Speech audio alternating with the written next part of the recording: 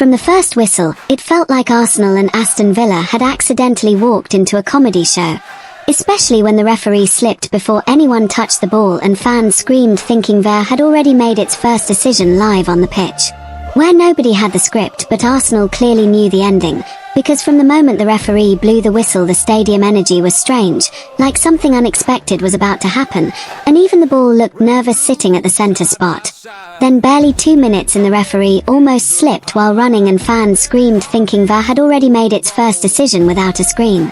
Arsenal immediately started pressing like they were late for a bus, and accidentally scored the first goal from a cross that looked so wrong it somehow became perfect.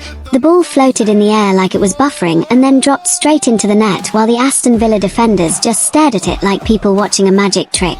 Their goalkeeper reacted 1 second too late and then looked at his gloves as if they had betrayed him personally.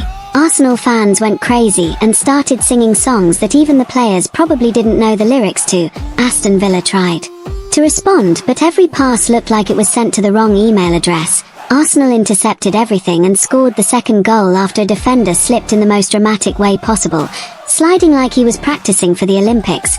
The goalkeeper caught the ball afterward and held it for too long like he wanted to negotiate with it. Fans online were already typing memes before the ball even came back into play. The Villa coach stood on the sideline clapping aggressively like clapping could fix tactical problems. Half-time came and Villa fans still believed in miracles while Arsenal fans were calculating goal difference in their heads.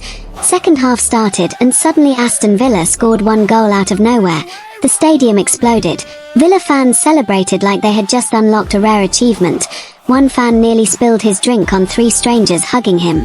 Arsenal players looked confused for about 5 seconds and then remembered they were Arsenal and decided enough was enough. They increased the tempo so fast it felt like someone pressed fast forward.